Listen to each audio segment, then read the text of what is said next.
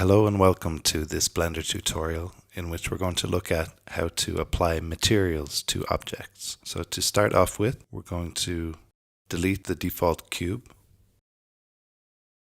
and we're going to add a plane. Resize, scale up, and then go down to the Materials tab and you'll notice that there's no material slot. So click the plus icon to add a new material and then change the base color to red. Then rename it to red. You'll notice the color doesn't change, so we need to switch to Material View or Render View. And you'll notice in Render View we can see the lights and reflective surfaces, whereas in Material View it's just flat colors. So now we're going to add another object. Press Shift+A and we'll add the Suzanne monkey head. I'm going to reposition the camera, so if you press Shift and apostrophe, you can go into walk mode and just walk around with the WASD keys. Then I'm going to add a subdivision surface modifier and I'm going to smooth the monkey head using smooth shade. Now I'll apply a new material to Suzanne and I'll change the base color to yellow. Rename this to yellow and I'll duplicate the plane and I will rotate it 90 degrees so that it becomes a background for our monkey head. And I'll remove the material that's already on this object because it was duplicated, add a new material and change the color to green this time. I'm going to move the light in front of Suzanne and then when we switch to render mode we can see the light in front casting the shadow behind. If you click on your render settings, then turn on screen space reflections, ambient occlusion and bloom just to see the difference that those features make when you switch them on. However, when those are on, it would take longer to render. Okay, let's delete the two planes and the monkey head and we'll add a new object, this time a default cube. We'll reposition it so it's in the view of the camera. Press 0 to switch to camera view. Now I'm going to go into edit mode, press tab, right click on the cube to subdivide and increase the number of cuts to 2 so we have the basic 3x3 squares on each side of the cube, like a Rubik's cube. So now we're going to create some new materials in the material slot and each time I'll just rename it. So we'll start with red, then green, and what we're going to do is apply these to the different faces of the cube. So we've got blue, yellow, and you'll notice that red and yellow have a 001 after them, which is because we already created red and yellow earlier for the plane and the monkey head. We'll add a white one and finally an orange. And these will be the different faces of the Rubik's cube. So now just click on the base color, change red to red.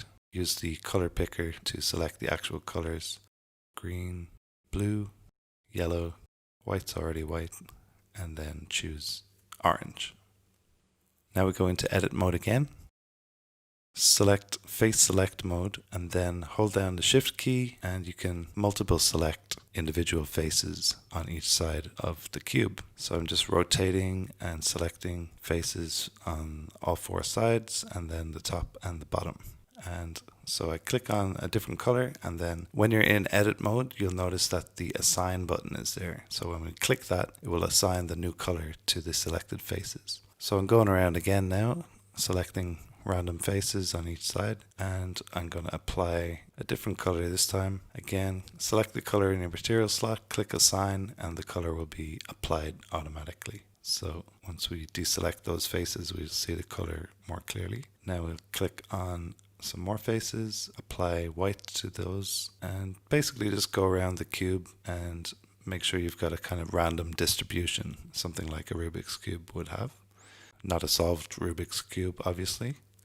And we'll apply finally some orange spots. And I think that orange is a little bit too light, so I might just click on the base color again and we can make it a bit darker, more like it would be on a real Rubik's cube. So that's looking alright. And you can obviously choose whatever colors you like. And I'm switching to material view so we can see what it looks like And the render view gives you a preview of what the final render would look like in real time. So next I'm going to add some dividing lines. So what we can do is to, first of all, press Shift+D to duplicate the cube. And then on the second cube, we're going to add a modifier which is called wireframe. And you'll notice that it creates a wireframe mesh in between the faces on the cube. So I'm going to add a black material color to the wireframe, which sits neatly on top of the original cube and divides the individual faces like it would be on an actual Rubik's Cube. Finally, we're going to animate the cube a little bit. So we need to join the wireframe with the original cube. Make sure you select both objects. Hold down Shift and then left click on the wireframe and the original cube, then press Command J or Control J to join those two together.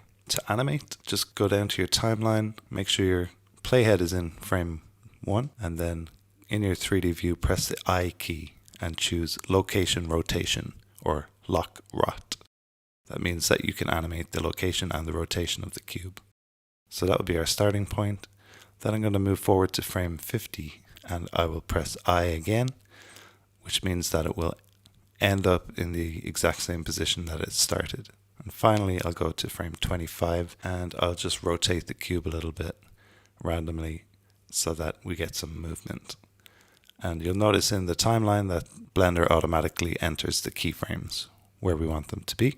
And now we can play back the animation just to preview what it will look like. And we need to change the end frame to 49. The reason being that when it gets to frame 50, it would go back to frame 1, so there's no gap in the animation loop. Now we can go into our output settings, change the output folder to our desktop, and then change the output type to FFmpeg video. You could choose MPEG for the encoding type. Make sure it's H.264, and then you can adjust the other settings if you like. To get lossless, increases the quality. You can make it encode as fast as possible, or I'll just choose good for now. And then we can click on the render menu and render the animation out. It'll take a few minutes to render because Blender will render each frame individually. We've only got 50 frames, so it won't take too long. Obviously, the faster your graphics card or your GPU, the faster the animation will render. And there we go.